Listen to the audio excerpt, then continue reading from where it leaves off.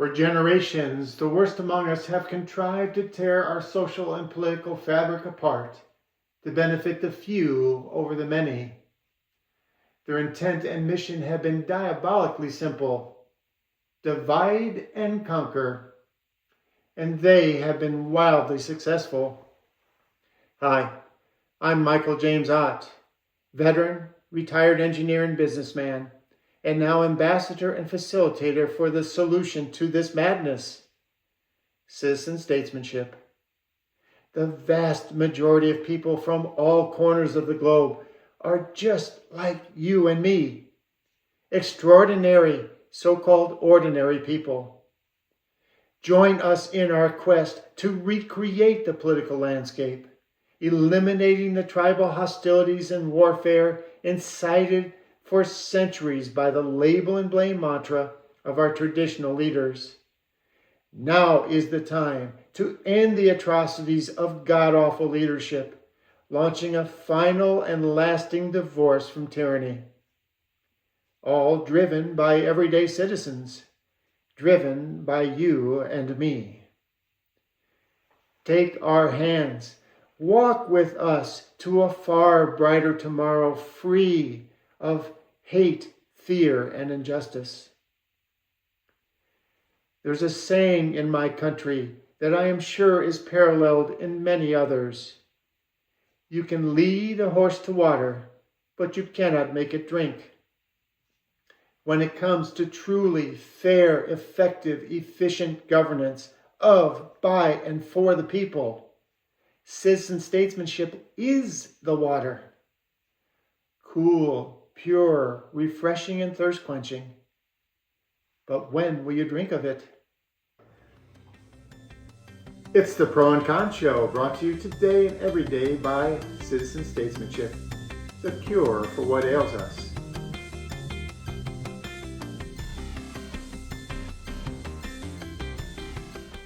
Hey, welcome to the Pro and Con Show. I'm Michael James Ott. And I'm Ben McLaughlin, and we are co-hosts for today's show. It is important to say that this show is for everyone from every corner of the globe. Mm-hmm. And we have a great, awesome show for you today. Today's topic: what do we do when we have nothing to do? That's an interesting thought. What do we do when we have nothing to do? So, and we always talk about, we have plenty of these podcasts, and they overlap a little bit, but that's intentional. Exactly. Because these topics, they can't be covered in 20 minutes or something like that. And so we talk about them several times, but focus on different aspects. Yes, sir, we do. So today, I just will start out, Ben, by asking you, so today, just on your everyday thing, when you think to yourself, I got nothing to do, what do you do today? Do you watch TV? Do you read a book? I don't know. What do you? I might watch TV. I may do a little bit of reading. May read a comic book. Watch anime or so. Play video games sometimes, or I DJ as well. So I might mix music or something. So I have a lot of things to fill my time. But when we talk about long term, like if I had nothing to do every day, I don't know. I really don't know. And again, in the other shows we talked about how artificial intelligence is going to radically change how things are. And so, and excellent point, Ben, that, it's one thing if you've got a day or two off, right? Or you're on vacation or whatever. But when you start talking about, what if I had nothing to do for like 60 years? Ooh. Or 90 years? There's, and again, we talk about the pros and cons of AI and other shows and stuff like that. And we've got, information about, these different scenarios for the future. But seriously, there is a really strong potential, especially if we are good about governing ourselves, that there could be this future that could be potentially very pleasant in many ways, but one of the challenges would still be what do you do Exactly. when you don't have to work, for example? Um, and so I'm retired. So it's kind of so another point that we've made in the past, we'll make it again, because you may not watch the other podcast that we did or listen to it, depending on the media that you're using. So what do you when you're retired, there's a paradigm that we, Ben and you and me and well, gazillions of us, billions of us around the planet, have been part of for a long time. So you're young, you're a child, your parents raise you up, you get to a place where you're an adult, and then you typically do something to earn some kind of compensation. So money, basically, in some form. Yes, sir. And then you can, depending on what you earn, what society values, whatever you've contributed, that's, you earn something, and then you spend that on various things like housing and food and entertainment or whatever. And then you do that, and you get to a place where you start getting older, and so you're not at the beginning of your life anymore. You're getting closer to the end, and then most of us try to retire, to stop doing that, and then there's either programs like here in America, the Social Security program, plus whatever savings that maybe we have, and there used to be other programs that the unions used to have and stuff like that, but they're mostly have gone by the wayside. Yeah. But anyway, so yeah. I mean, that's an interesting thought, because long-term fulfillment outside of employment is something that I don't think that humanity has really thought about or even believed to be possible. I mean, if you go back to the days of hunter-gatherers, we were just, survive and eat every day until you die. And then, we start working in exchange for money. Then it's, okay, make a living so that you can afford to live every day until you die. Make a little bit more money, then it's, okay, well, find a job that can be fulfilling, that you enjoy, because you got to work anyway, so you might as well enjoy it. And, find some joy in between working, that week of vacation or the weekends. So when you talk about taking that away to where now your fulfillment doesn't come from employment, I don't know how that'll be addressed by humanity as a whole, because not just AI, but AGI, automated general intelligence, is a lot closer than just full-on artificial intelligence, humanoid robots. I mean, just to sidetrack for a moment, I went into Bojangles this morning, pulled up to the drive-thru, completely automated. Really? Yes. Really? You did not talk to a real person. Really? And it got the order right. Really? You didn't have to. So this was here in Spartanburg, South Carolina. Spartanburg, right in Spartanburg, and it was I pull up and it's, good morning, welcome to Bojangles. I'm like, okay, we're used to the automated responses in drive-thrus, and it said, go ahead with your order. I'm like, waiting on someone, and so I just start spouting my order out, and as I'm saying it, it's popping up on the screen, one after the other. Thank you, drive around, and an associate will be right with you. I'm like, wow, never talked to a real person. How did you, I'm curious, so I'm fascinated by this.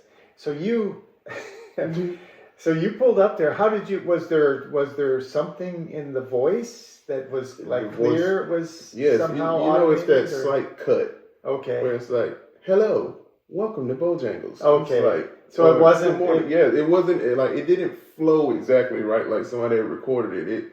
Kind of like the same way that Siri will talk to you. It's like you can kind of tell that it's a little bit too crisp, a little bit too clean. You don't hear their voice, their breath on the microphone, and I'm like, okay. And then it said, go ahead with your order. I take my order. I say my order. No one's saying, okay, do you have this? Or hold on. Wait a minute, let me get this. Or you don't hear them talking in the background or someone else. I'm like, that's interesting. But as I'm saying it, I'm thinking that somebody's going to say, okay, anything else? Like, no, it's like, okay, if this completes your order, you can drive around. Like, wow. And like, as I'm saying it, it's just popping up on the screen. Everything that I'm saying. I didn't have to repeat anything. There was no, hey, I didn't quite get that, or hey, drive around, or somebody taking over. It was automated. Oh. And, that got me thinking. In jobs like that, customer service, one of the biggest complaints that we hear is, Walmart. Everybody hates to love Walmart or loves to hate Walmart. It's a necessary evil of sorts. Right. And, we talk about the days. It's funny, I like the way you said that. They hate to love and they love to hate. Exactly. It's a necessary evil. It's like, it's like, I hate going there, but man, they have what I need. Or whatever. You can't go to Target all the time. Yeah, I'm sorry to interrupt. Go ahead. Oh, no, you're good. But, we talk about the good old days of Walmart. Uh-huh. When you came in, there were people there to help you if you needed help, electronic section, or when they had all of these cash registers and all of them were open. Well, a big problem that they're having now is thefts. Thefts coming from, the self-checkouts. Well, at these days, I'm realizing, people, the older generation would say, we miss having hospitality, talking to real people. Well, now we have the iPad generation who's been taught to be socially awkward or socially reclusive, so you don't like to interact with people. But now you just want customer service, as in, I don't want to talk to Jenny and catch up with her family. I don't even care if she knows my name. I just want, when I go into this store, to get exactly what I came for. Same thing with ordering at a drive-thru. I don't care to know the person that's on the other side. I just want my order and want it to be right. Now you look at AGI. Suppose we integrate AGI into checking out customers at Walmart. I mean, we may have buggies that can scan things as you put them in. And you just walk up and it scans your buggy in, you pay and walk out. Or like Sam's Club, I mean, they've already somewhat integrated that. You got Shop and Go where you can scan on your phone, pay on your phone, and then they don't even have to count everything in your buggy anymore. You walk through, there's this vision system. I'm not quite sure how it works, but it scans your buggy and tells the person at the door, hey, this person's good. They just check you off and you're gone. You don't even have to show them a receipt most times. Yeah. Yeah, that I was going to say that what you're talking about, I was amazed. At the time I was living on an island off of the coast of Spain, and I went to a sporting goods store, and I was checking out. I bought some hoodies and things like that, and I'm checking out, and I had never encountered this, just like you had not encountered the automated thing at Bojangles. I had not encountered this where you just take your stuff and you put it in this basket. Oh man! And you just put it in there, and then it does it. I mean, it just it just knows. It just knows. and I remember because this was whatever 5 years ago, and I did this, and I'm like, how does it know? Exactly. Like bloop, bloop, bloop, bloop, bloop. It just here's what you purchased, and please insert your card or whatever. Mm-hmm. And I was just blown away with it. And yes, I knew that there's different trials going on here in the States with the similar technologies. Exactly. Which, and so Walmart, they just have to, the next step for them is they'll update their checkout technologies so that all that stuff, whatever theft that they're seeing will go away because the systems will prevent it. And it's funny because they're already implementing it of sorts, except they're not using it to enhance the customer experience. They're using it instead to reinforce loss prevention. You walk in there, Walmart has facial recognition now. So not only do these people that are stealing from them, they recognize, okay, you're a person that come here all the time. You steal from them, they open up a profile for you. They wait until you steal over a certain dollar amount to ensure that the law will be enforced. So this person may come in there and they're actually shopping, like not even stealing anything on this trip. Mm-hmm. But because you've already stolen over your limit, they can already go ahead and report you and have you arrested for the thefts. And they have the video files and everything. Sure. So it's interesting. As they say, don't do the crime if you can't do the time. This is true. And it's amazing because of sorts they've already done that. Now, it got me thinking too. You can use that in other ways too, as far as marketing. Hey, this guy comes in here every once a month and buys razor blades. Well, we can start marketing to you specifically for, hey, we got to sell razor blades this month. So, yes. Yes, we all feel that already because our phones spy on us. So, constantly. Everyone that I know of remarks that, well, I happened to look up, I needed to buy whatever, strawberries or something. And all of a sudden, when I'm looking through Google, there's ads for, the local grocery stores with strawberries and stuff like that, or strawberry jam and all things strawberry are suddenly popping up. And yeah, so this is all part of the targeted stuff. But and we're going to come back to this. This is really interesting that Bojangles has automated their drive-through. And so I just want to touch upon the job and this job satisfaction thing, and a couple of comments that you made just to kind of reinforce them. And so in a previous show, we were talking about similar things, and I said to you, Ben, you've been working now, and you work for an automotive manufacturer, and there are times, when you're doing your job, that you get satisfaction from it, right? You've done something. Implemented something, and it's working. To see it work, and it's like, I did that. Exactly. Right. And that's the thing that I always, one of the reasons why I've worked on Habitat for Humanity homes and stuff like that, is some of the jobs that I had in my career, you're never quite sure because we're bidding, contracts and things, and you're never quite sure whether you underbid, overbid and lost, underbid and won. You just got to kind of throw a number out there. You're just kind of in this gray area all the time, so you're never sure whether you were like spot on and you fixed it. But the thing about you work at a house, and you work with some of the other people there, and you build a staircase, and there it is when it's done. Yeah, and you can stand back there and from the blueprint to seeing it in action. It's like, I did that. I did that. And then one other thing that you said about the job. So some people, their jobs are extremely satisfying for them. I've had a few friends from college, and a handful of them ended up being doctors. And some of those friends, they more or less would have been doctors even if they didn't get paid. You know what I'm saying? They really enjoy the work. They're just like, it was just the work was so satisfying. And there was a work colleague that I had when I first started working in the civilian world after I left the Navy. And when I met him, he was older, and he worked in industry standards. Wow. Which to me, I was just like, that's got to be boring. Because from my perspective, I helped him. There were times I was in engineering at the time, and then later I was in business management. And so he would, either when I was in engineering, he would ask me, well, this technology, we're arguing over the specifications, and it was all his deal about making sure that whatever we're doing and allowing in the industry standards was something that would be beneficial for us because this is what we did.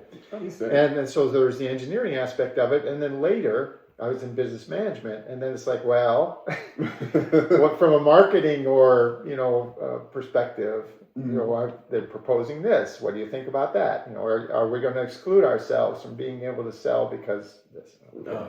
So you get the picture. Well, in his case, he was quite old when I met him, and I went into and he'd been there and I'd been there for a couple of years by then, and I said, look, it's none of my business, and you can just tell me this is none of your business.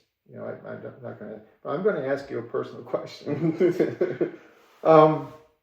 You are older than like a normal retirement age. I'm not mistaking that, am I? Because I thought he must have been in his mid 80s. Oh, man. From his, his appearance. And I said, you are like old enough to be retired, right? And he goes, yeah. And I said, so why not retire? And he said, because I love what I do. I've been doing this for decades. And he had there was a whole network of friends throughout the industry, and he enjoyed talking to them, because he'd been doing it for decades, and these were like really close friends of his now. Mm-hmm. And they would have it, 2 or 3 times a year. They would have these conferences where they would meet, they would go to, like one time it might be in San Diego, so he'd go to San Diego, and he would get with the loop and knowing things, but then get a trip to San Diego, right? Exactly. To stay in a nice hotel, and have nice meals on the company dollar and all that. And I was just like, and so the whole point behind all that is to point out that some people really, their work is their how they get that satisfaction in their lives. It truly can be like, they can be their work. Exactly. And so when all of these changes that are rapidly coming, and when they fly in upon us, that's why we want people to be reflecting about what does that mean for you as whether you're watching or listening to this program. Just step back and just take a minute and just think to yourself, okay, if they came in tomorrow and whatever job I'm doing, and they said, you don't have to do that job. And in fact, you're never going to do another job. The jobs are gone. Yeah. And so this is one of the reasons why we're talking, because this is a scenario that's rapidly coming. And for example, the Bojangles thing, it sounds like it worked pretty darn well. Yeah. And so what that means is that the ownership of Bojangles, and a lot of these places are conglomerates of multiple stores, so maybe they have a whole series of food stores and so this thing is going to roll out, and tons of people are going to lose their jobs. And it's really good because you think about it, you don't have to have someone physically taking orders anymore. And even McDonald's kind of saw that, and you walk in, they got the kiosk for you to pick what you want now. You can customize your order any way you want. The people in the back working, stay in the back working. If a big company like McDonald's implements that, it's going to sweep and become industry standard of, who's talking to customers anymore. It's like, yeah, you just stand here, you have somebody at the window just to take payment. And it's going to be right because the same system is feeding their cash register. Yeah. Your order is going to be right. You don't have someone getting an attitude anymore or missing what you said. All they have to do is get things, on track. That's the thing. And you have experience. I know we've talked in the past. You have experience with automation. And I do too, from my history. And the reality, folks, is automation doesn't make mistakes. Almost never makes mistakes, but when it does, of course, it makes a lot of mistakes because it gets off from what it's supposed to be doing, and it makes a lot of mistakes. But until it actually starts making a lot of mistakes, it doesn't make mistakes. It doesn't, and I can tell you, at least in my experience, a lot of those mistakes that go long term, as far as like sequencing, it comes down to human error. Still, it comes down to something might have gotten off track. And the machine knew where it was. It knew its place. Someone else is saying what its place is and what the issue is. Someone else ignored that, ignored what was going on here, ignored what was going on the status screen, did their own thing, and then just press start again. And the machine's like, oh, okay. Or you just advance it. Say, hey, well, let's take this part out of here. let's put this part in there and advance past this, and now you start from this point. Then later on, it's like, wait, we're missing one. We got off track because we were missing one. You had two of the same in a row, and you guys thought that it had already did it, and you sent it. It almost always comes back to human error. Almost always comes back to human error. I mean, and there's several fail safes. I mean, even vision systems that can see and are empowered by AI, it's still got, motorized sensors or induction sensors and, just all kind of things, the redundancies built in, but it's really good. It is really good. No, I agree with what you just said.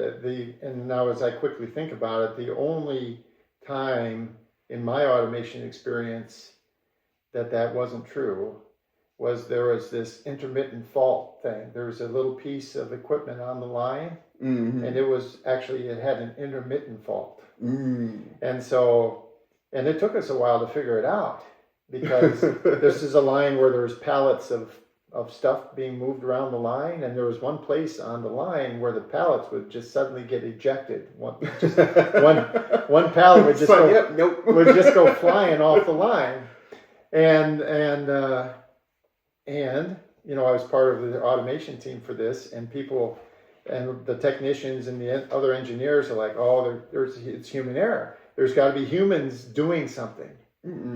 And so I went there and I literally sat there for 20 hours, because it didn't happen all the time. It happened once every day or every other day kind of thing. So I literally sat there right next to where they said these pallets come off the line and watched. And I sat there for 20 hours, only taking breaks for bathroom stuff, That's my experience. And then, pow, and there's this little lifter thing, and it just wasn't perfect. There was some kind of manufacturing defect in it, and it intermittently didn't do it right. So, but anyway, going back to this.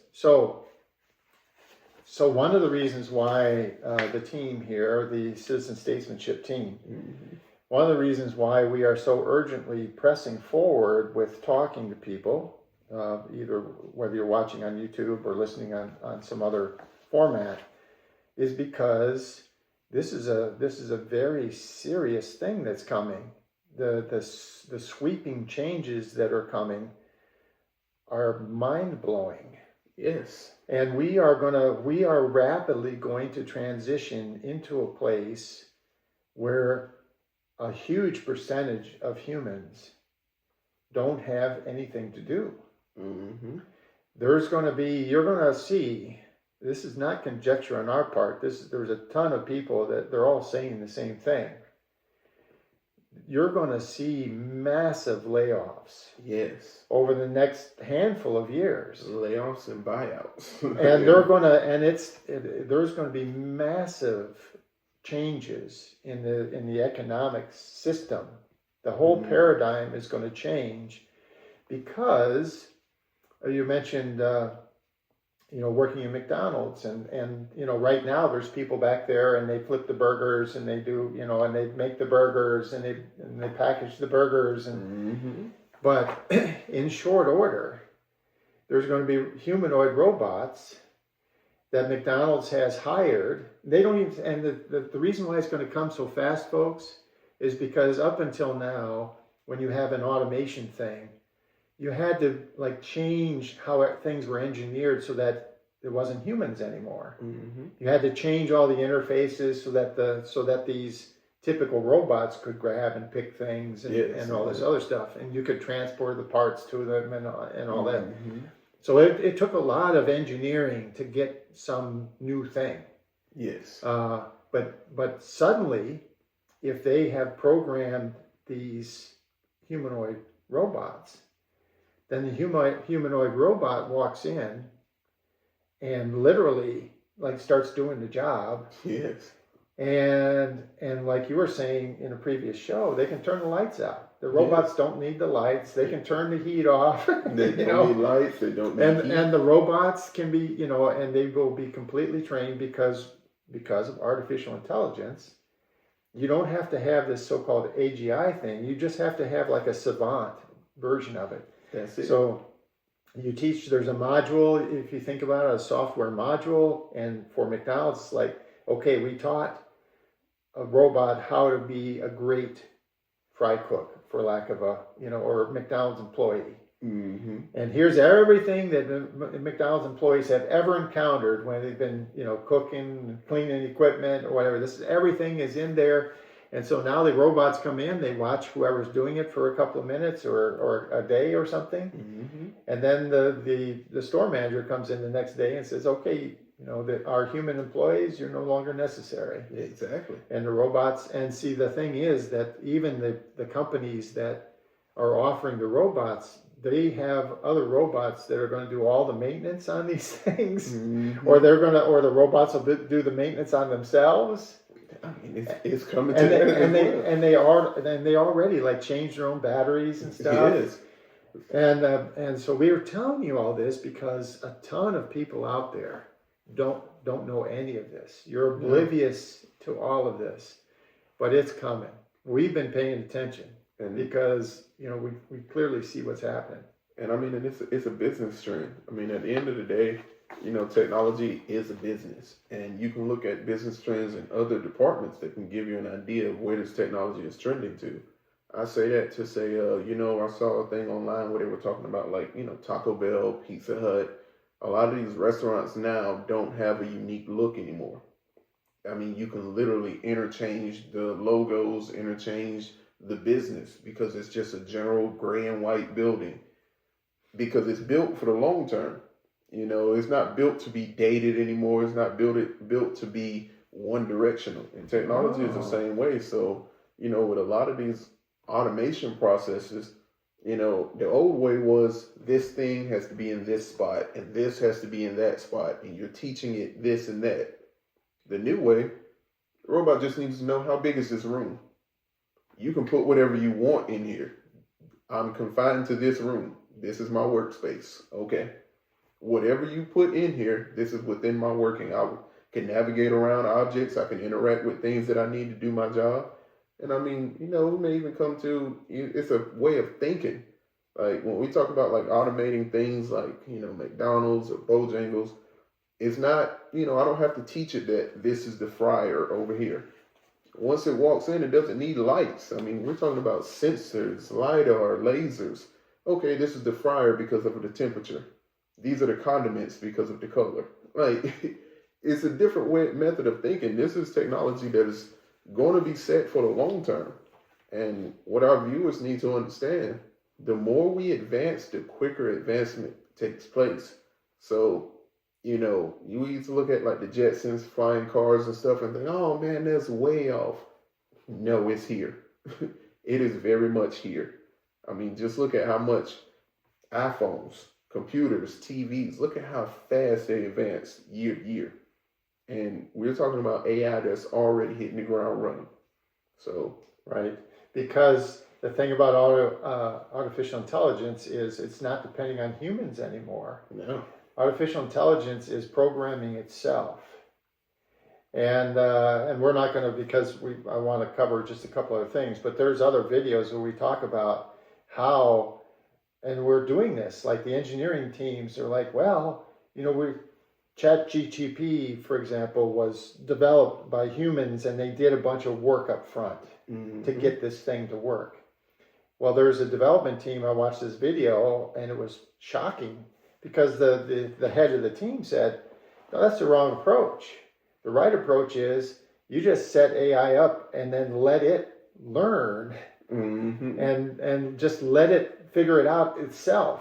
Just start from scratch, basically, and let it do it. Exactly. And so there's this little robot, and it's it's got little motors and it's got little sensors, and they literally just built this little robot, gave it an instruction, kick a ball into a goal, and then it laid there and it moved itself, and step by step it figured out. It figured out how to sit up, how to stand up, how to run, how to dribble the ball and kick it into the goal. And this did not take years, folks. Exactly. This took hours. And I mean, like a couple of days or a day. That's basic. I mean, even without AI, that's basic robotic principles as it was. I mean, since the early 2000s, maybe even in the 90s. I mean, you boot up a robot for the first time, whether it has AI or not, the first thing it does is it learns itself. I mean, it's going to tick, it's going to twitch, it's going to move. Really? I mean, wow. It's figuring out like, okay, this is this axis. Do I have an end effector? I mean, if you have a tool on it, you might have a drill. You'll see the drill start spinning in both directions, and there's various speeds. Like as it's booting up, it's like, oh, okay. Then as it reads its program, it goes right to its home position. Like, okay, this is my job. I mean, it's an interesting thing to watch. So, again, in the previous show, we talked about these future scenarios then. So this show is specific. What do we do when we have nothing to do? Mm-hmm. And so Ben and I touched on these before. We're going to do it again. Mm-hmm. So there's basically, because we're asking the question of ourselves and others, this question, what do we do when we have nothing to do? And it's like, well, and you heard Ben earlier and me too. It's like, well, what do we do when we have nothing to do? And when the whole paradigm has changed. Exactly. And again, all the stuff up until, now has happened. And yes, it's been somewhat rapid, but it took years. Yes. Now it's going to take to just flip everything. To flip the whole world on its side, it's going to take like 5 years. Yes.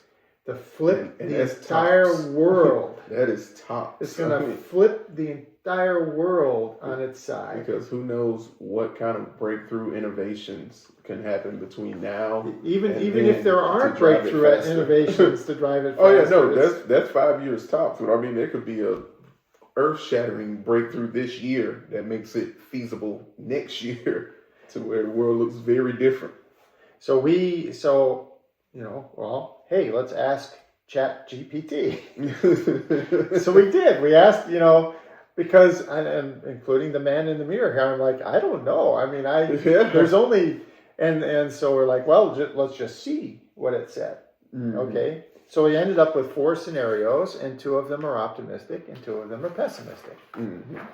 And I just want to, and so we were kind of hitting a little bit earlier on just one of the optimistic ones. So I want to just very quickly summarize here. So it says, an optimistic scenario is, there's a humanity that has successfully transitioned from labor-driven economy to an abundance-driven economy. So we've had an early recognition, that's why we're on this program, folks, an early recognition for you. Hello. Early recognition of automation's disruptive power leads governments led by the right people. By the right people. By the right people. Extraordinary, ordinary people. Because if we have the governments led by the wrong people, you get the pessimistic scenarios. Mm-hmm. So you have governments led by the right people. They establish robust redistribution systems. Okay. And so there's different, different ways of whether you call it credits or money or whatever, but there's this redistribution of this stuff appropriately, fairly amongst many, billions of us instead of a couple 100,000 of us on the planet. And it says key industries like energy, food production, healthcare, and so on become almost entirely automated, driving the marginal cost of essentials to something close to zero. So this is the pro and con show. Exactly. So the pro is, in theory, once the robots are doing stuff, and we talked about this in the other show, in theory, there's like a robot in your house, and it can do anything you want it to do. Mm-hmm. You can walk in and say, hey, get me a drink. Or or make lunch, or go out in the backyard and trim the trees, or pull the weeds in the garden, or whatever. Or you can just say, nah, just sit in the chair. I don't want you to do anything. I want to do this myself. Exactly. And the robot will sit there and just watch you as you walk around. So take care of things. It's whatever you want to do. And then so the material security becomes universal. In other words, people are guaranteed access to decent housing, decent healthcare, nutrition, education, and communication. And because here's the key part. Because survival does not depend on employment, the concept of work transforms. These are key words right here, folks. Right there. The concept of work transforms. People pursue activities driven by intrinsic motivations like art, research, caregiving, sports, community building, and exploration. And this is another interesting, and again, you read it, okay, this thing wrote this, but you read it, it's like, yeah, pretty good idea.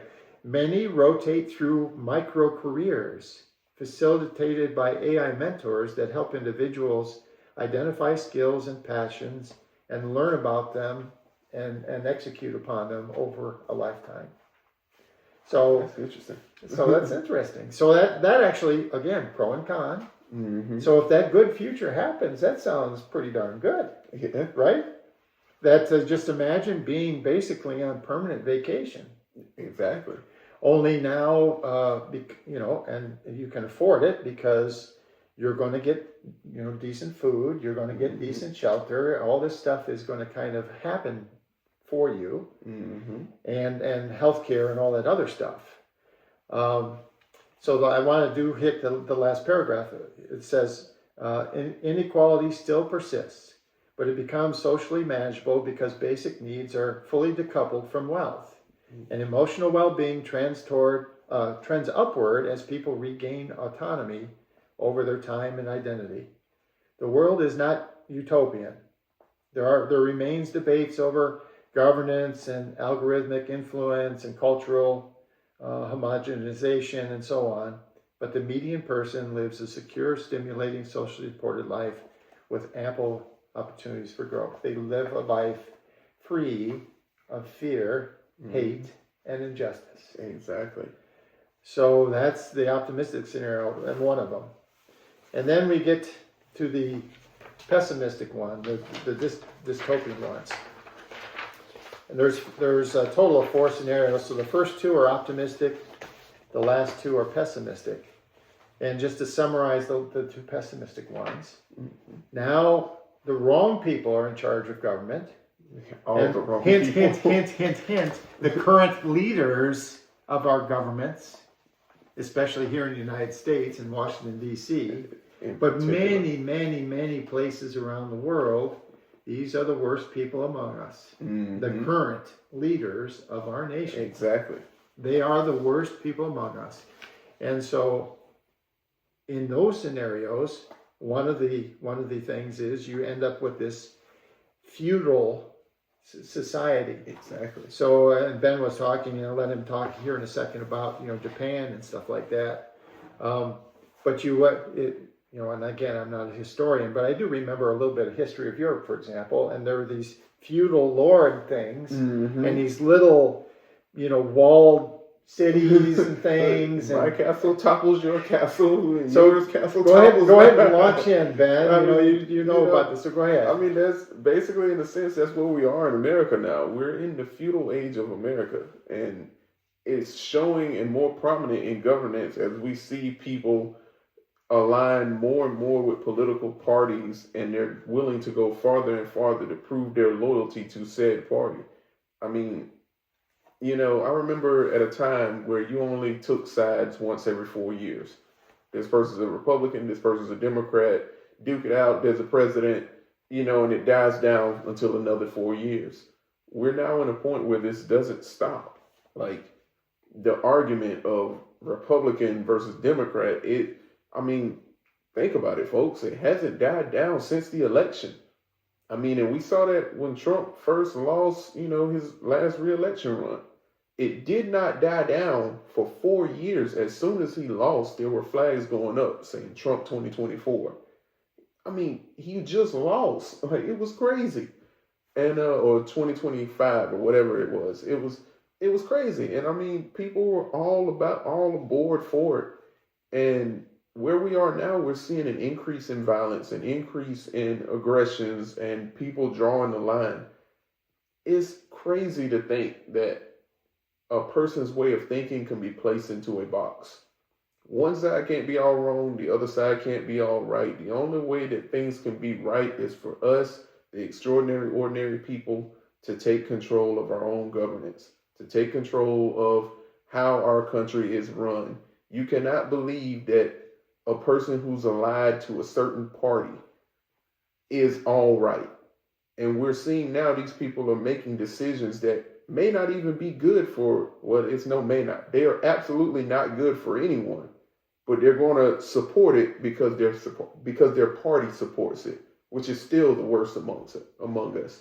Yes, and then just a quick, and then I'll let you go on. But just okay. want to make sure it's the leadership of the political parties. Exactly. It's not just because we're not talking about the average person. You're a member of the extraordinary, ordinary people. Exactly. You're a member of the EOP. You may have not realize it or not appreciate it, but we're not saying just because you call yourself a Democrat or you call yourself a Republican, you're a bad person. No, not at all. We want to be clear about this. Exactly. But the leaders of your party, the leaders, absolutely. and we vehemently believe that the leaders of our major parties in this country are just some of the worst people possible, because they are. Exactly. So if you're a Democrat and you think the leadership of the Republican Party is some of the worst people in the world, you're right. Exactly. And if you're a Republican and you think the leaders of the Democratic Party are some of the worst people in the world,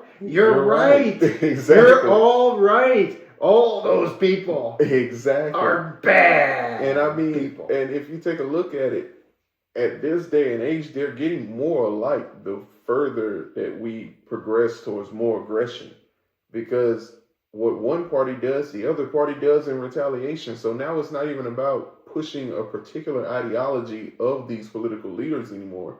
Now it's just about tit for tat and trying to win. We get to an election and then you spend the next 4 years preparing for re-election. Okay, we got to win the next one. How can we stop them from winning in 4 years? Well, what about the people? We put these people here to serve us, to make life better for us. Instead, they get in these positions and it's like, okay, I won. Now, how can we win again? Mm-hmm. Okay, we lost that one, but how can we keep them from winning another one? It's an endless cycle. And it's just like feudal Japan when you had these lords warring over territories. One takes out another one, then this one takes out that one, and it doesn't stop until everybody gets wiped out. Our civilization cannot live on this. Our country cannot stand on this unless we shift our thinking and bring control and power back to the extraordinary, ordinary people, and we realize that it is on us to save ourselves. We're doomed. Yeah. Simply put, we're doomed. And so we did another show entitled, You Know It's the Truth. Folks, you know it's the truth. If you're sitting out there and all the things that are happening and you're like, this is bad, bad things are happening, what we just said, what Ben just said, you know it's the truth. Now, I want to just hit these, just quickly summarize these pessimistic scenarios then. Okay. So in the one case, you have a small number of elites. So I said we have billions of people around the planet, but we talk about hundreds or thousands of these elite people, and they'll be the feudal lords around the world, and they own everything. And then the rest of us, unfortunately, we've allowed them to do this to us. So now we're scrambling around like rats in a sewer. Exactly. This is how we're doing this, and so I'm just going to read you some of the quotes here. It says, social mobility collapses. Social mobility. Physical communities decay while digital escapism becomes the primary coping mechanism for many. So you talked in earlier shows how when Rome was collapsing, they amped up the entertainment at the Colosseum. Well, this is what they're doing with the digital escapism. Exactly. Okay, they're amping up the entertainment, hoping that you will ignore and not get to a place where you're going to really attack who's really responsible for all this. Okay, so mental health declines as people struggle with the purposelessness and economic dependency. Political dissent is algorithmically contained. In other words, they use it's propaganda. Exactly. So they're gonna your phone, which it, by the way, is already doing this. It 100% It is lying to you. It's sending you information, and it is lying to you, and there's intent behind that. And one of the intents is to make money, but the other intent is to advance their agenda. which is to keep us distracted and stop pointing fingers at the worst among us. Exactly. Okay? So the average human has better material comfort than historical peasants, but far less autonomy, agency, or dignity. Okay? And current trends in wealth concentration, political gridlock, and rapid automation, this scenario is regrettably the most probable. Because where we're at right now, the worst among us rule us, okay? And we're in the fourth, if you use the NFL analogy, we're in the fourth quarter, there's 2 minutes to go, and the wrong team has the ball, and we're losing. And so it's like we've got, we're in serious trouble. So then the last scenario, okay? In the last scenario, even this happens so fast that even the so-called elite, the billionaires or whatever, they lose control of it completely. It just falls apart. And that's a very valid scenario. Yeah. Because, and so what you end up here is you have this sudden transition to mass unemployment, and it cripples social programs, and it fuels populist backlash. And then the nations adopt all kinds of conflicting policies, and this leads to a bunch of trade disruptions and geopolitical tension and weakened alliances and warfare, pestilence, poverty, and famine on a massive scale. That is real scary, honestly. And then so governments, again, with the wrong people in charge, they respond with authoritarian controls. Okay? And technological development slows as states restrict AI research, fearing existential risk, which is probably going to happen no matter what. And then millions experience declining living standards, insecurity, and limited prospects. The best way I know to say this is our lives should be free of hate, fear, and injustice. And in this last scenario, our lives will be chock-a-block full of hate, fear, and injustice. Exactly. That's the best way to talk about that. And okay, we could talk about the percentages here, but the bottom line is it's basically a 50-50, whether the future is positive and closer to utopian or negative and quite frankly, very dystopian, terrible, horrible for us. Exactly. So in one of those pessimistic scenarios, the rich guys, they don't have it so bad, but the rest of us, wow, yeah, we are in trouble. And so you think about that. So a roulette wheel where, half the numbers are black, half the numbers are red, and you spin the wheel and black, sorry, Or as you live well, tells you die miserably. Exactly. It's a coin flip. And those are scary odds. And then, the last analogy that we used is this thing, Russian roulette. Yeah. Where you have a gun, a pistol, and it has a cylinder on it with six positions in it for bullets. And so Russian roulette, there's normally like one bullet and 5 empty positions. Well, in this case, there's 3 bullets and 3 empty positions. You spin that cylinder and pull the trigger. It's a 50-50 shot where you're going to kill yourself. And when you're talking about our future, and another thing we didn't even hit on was, we talked about like work. Education has to change.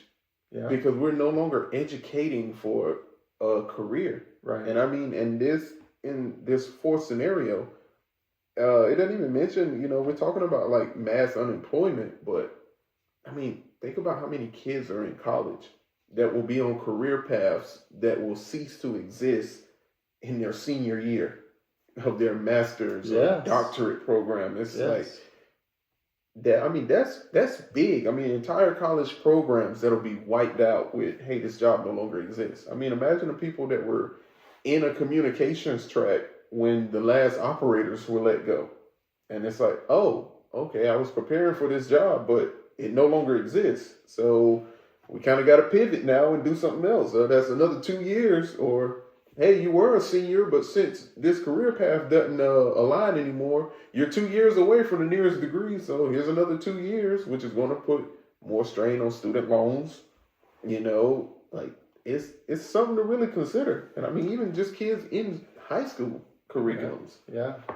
And that again, the paradigm, folks. Again, whether you're watching or listening, the paradigm is totally changing. Mm-hmm. And we, again, it's not just us saying this. There are hundreds and hundreds of the preeminent, smartest people around the world that recognize that this is what's happening. Mm-hmm. And they've been, sending these letters and signing these public letters. We got to slow this down. We're not ready for this. We're going off the cliff. And they use fancier words and stuff like that, but that's where we're headed. And to your point, David Smith is another one of our team, and he's done some of the other podcasts. And he knows people, and I don't remember the details, but he knows people.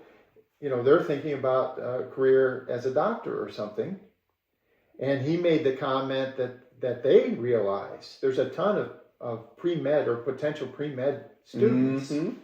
That are like, well, do I go through 12 years of training, education and training, which these days is quite expensive, and Narsol's gotten involved with that too, but we'll talk about that at some future show. And they're like, hey, I don't think so. I don't think I'm going to. And again, in other shows,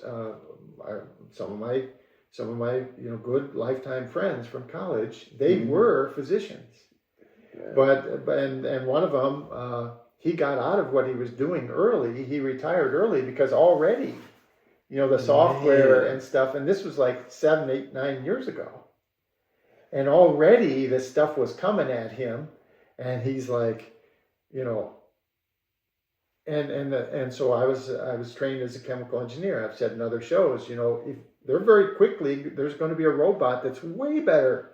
And I was a very good chemical engineer and other engineer otherwise, I was really a good one. Mm-hmm. But, this robot, I would hire it. I would, and the same thing, like the medical stuff. Yes, there's a robot that knows all medicine from all time. I mean, like nurses. And it could come to your front door, and it could, as it walks in, it's got sensors and stuff, and it's already taking your temperature and detecting your blood pressure and, and doing all this stuff, and it knows everything about, and it might even then ask you a few questions about, what, did you eat this recently, or did you do this, or did you do that, because it's going to be... Exactly. I mean, just being able to calculate things just on numbers and data that we as humans don't even keep track of. Right. For all we know, the average human can get a cold every 280 days. And for you specifically, it can be, okay, if 280 days from now, if the temperature is about 55 degrees outside, you'll catch a cold within the 3 days after that. We don't know that. But this thing could. And by the time that comes around, boom, there's cold medicine at your door. It's like, wait a minute. Like, how? Or vitamins. You can get a notification, hey, make sure that you take some vitamin C. Just keep your immune system up. You're more likely to get a cold in these next 2 weeks. And it's like, we don't know this kind of stuff. But that thing, replacing nurses, I mean, you pretty much got a doctor for everybody now, a personal doctor. And that's, so again, pros and cons. So the positive side is, again, if we are in charge, when we're governing ourselves, then there's an excellent chance that these kinds of things, the positives, would happen. But if we aren't, then the negatives are going to happen, and the vast majority of us on the planet are going to be very, very, very miserable. Mm-hmm. So we should wind up the show. I think it's been a great discussion.